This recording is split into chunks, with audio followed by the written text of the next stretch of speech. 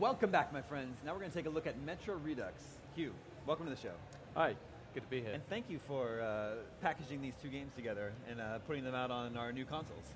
Really it's been quite an interesting experience for us. We've basically got these two games. First one we released back in 2010, the sequel from last year, and we had this opportunity. I think it's very rare for a developer to be able to approach this kind of remaster project themselves. They normally get farmed out to a third party with a very specific brief. So this was really like a once-in-a-lifetime opportunity for the studio to go back, revisit, and re-edit their original content. I think we've got footage of the game that we can take a look at here, but what do you think, like when you were given the chance to revisit the game, polish it up, what were you most excited about? Well, we learned a lot of lessons between the two games. 2033 was our first release back in 2010. 4A Games, new studio, based on their own in-house engine, the first outing for the tech. It always looked spectacular on PC. It was kind of a little rough around the edges in places.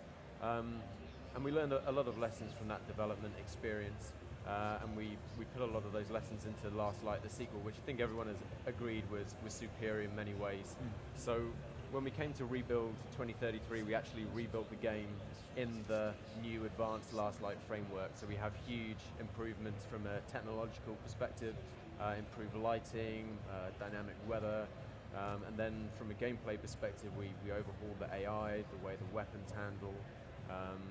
All of these improvements are now carried over into Metro 2033. So even if you play the original game, you're actually going to find that the experience is being kind of completely transformed. I'm actually a big fan of remasters, definitive editions, that whole thing. The Tomb Raider definitive edition that came out.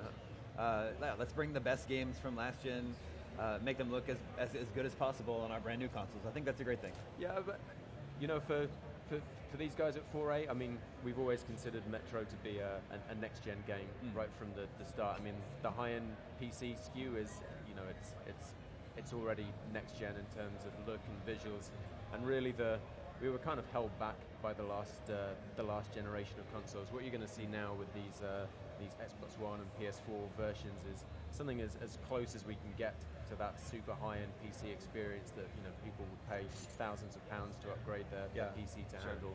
So we're able to run these at 60 frames per second with 1080p on PS4. The previous console versions were 30 frames per second and much lower frame buffers. So yeah, you get the complete visual experience, as I say, kind of up to par with that high-end PC experience now. Sure. So for the gamers out there that haven't played a Metro game, what is this series all about? So the series is actually based on the works of this Russian novelist, Dmitry Glukovsky. He says he was inspired by two things: playing Fallout, the original Fallout, and then traveling to school on the Moscow Metro every day. And he began to hear stories about the Moscow Metro, how it was actually designed and built to be a genuine nuclear shelter. So in the event of an atomic bomb dropping, the population would race for the metro stations, and they'd have supplies and bunkers under there to kind of keep them alive for as long as possible. So that's really the premise of the game. It's set in the year 2033, about 20 years after this nuclear war, and you have the remnants of the human race trying to eke out their survival in the Moscow Metro in these bunkers underground. So pretty intense background, and I guess it's one of those classic story-driven single-player experiences, very much in the Half-Life mold. That was a big inspiration for the studio. Their previous experience was also in post-apocalyptic games. A lot of the original guys came from GSC, the guys behind Stalker. When they split away to form 4A Games, they really wanted to go for that cinematic single-player campaign, as I say, very much inspired by Half-Life. They were looking for the right material to base it on. And Dimitri's first novel, 2033, he was kind of a progressive thinking guy. He actually published the novel online, free to read for anyone. Cool. And people would write into him, and they'd make suggestions and amendments. And the guys at 4A actually encountered it online. Prof, the creative director, said he was directed to it by a friend, stayed up all night reading it, and then contacted Dimitri and said, look, we want to make this game.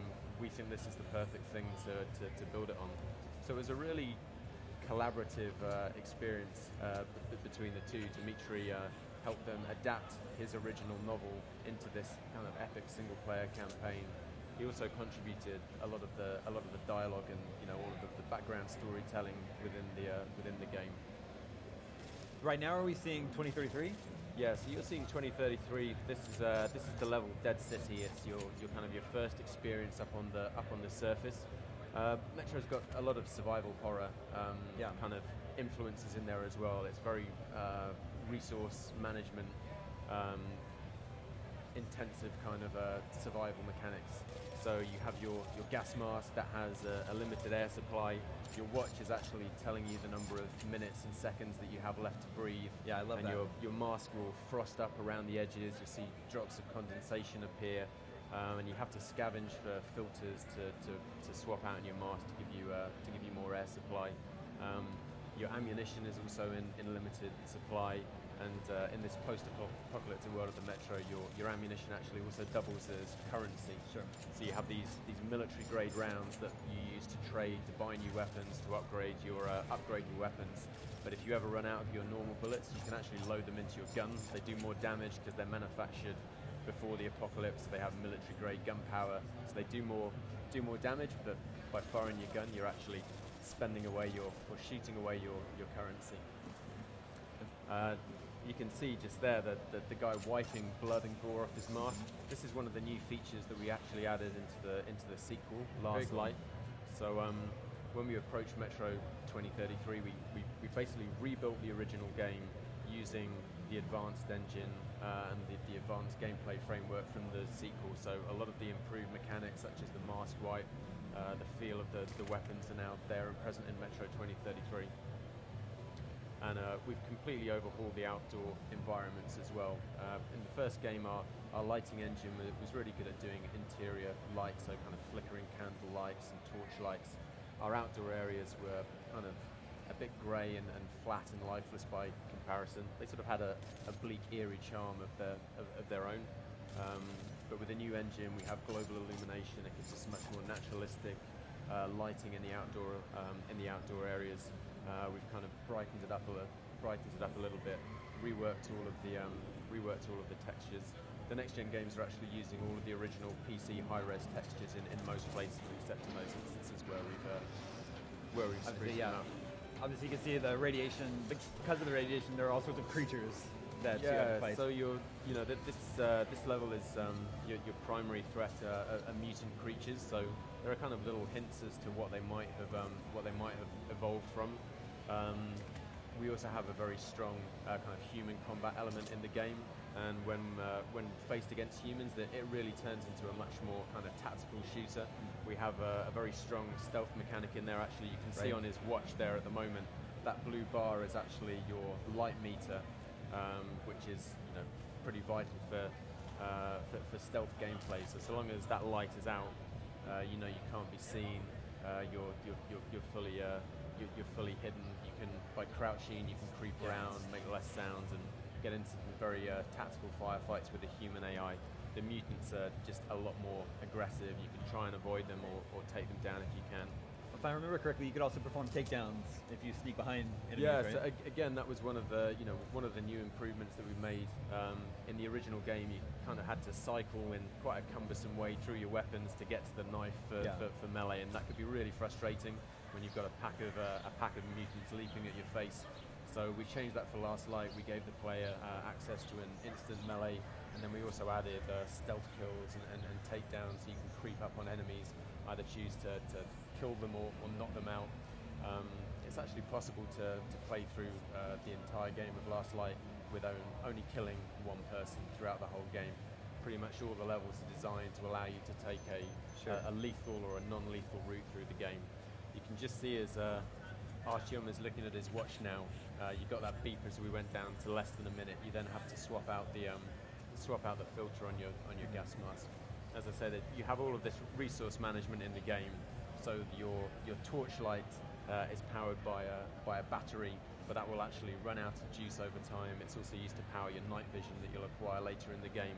When that happens, you have to bring out this hand charger, and then you manually pump it up with the trigger. And some of the weapons in the game are these pneumatic weapons, and again the force of the projectile is determined by how much pressure's in the air tank, and the more you shoot, the dial will go down, and again you have to crank those up, so there's this real kind of like handmade feel in the game. The guns are all designed by our creative director, Croft. He's actually a mechanical engineer, so most of these weapons could conceivably be made in real life. Actually, on the subject of the weapons, you're not going to see it in this demo, but we've added this new weapon to the game sometime after Metro Last Light happened, and I love this story. A website in New Zealand ran a design a weapon competition for Metro Last Light, and they invited people to send in their designs. And the winning design was from this like 18-year-old design student in New Zealand, and he designed a shotgun made out of scavenged bicycle parts, and all the contraptions of the bicycle rotated the barrels around. Anyway, the guys on the website who hosted the competition said, "This is fantastic. Wouldn't it be amazing if Fort Ray released it as DLC for the game?" Well, I heard about this and sent it through to the team and said, "What do you reckon? Can we do it?" And they said, "Yeah, we think that would work." Nice. So they spent a ton of time actually building that. We were able to release it as some DLC, but now we've put that gun back in the main game. So Redux contains all the DLC that was released? So we've basically got these two standalone games. So 2033 and Metro Last Light.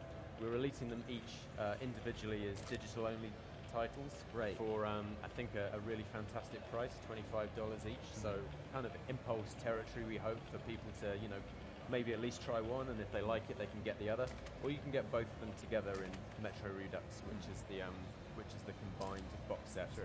And 2033 didn't have a huge amount of DLC apart from Ranger Mode that was added later. Ranger Mode is included in all of them from the start. For Metro Last Light, we added a ton of Season Pass content kind of over the summer, and all of that's included in the Metro Last Light package. Great. When is it out? Metro Redux is out in summer. That's already summer, so I guess that's pretty soon. So pretty soon, right around the corner. We're on the final stretch now. We're going to have an exact date fairly soon, which we hope to share. And it's out for PS4, Xbox One, and PC. And we have a new upgraded Linux version coming later in the year, and Steam OS version. Great. Hugh, thank you so much. Thank you. It's very cool. Cheers. It's Metro Redux. Stay tuned. Next, we're going to look at Lords of the Fallen.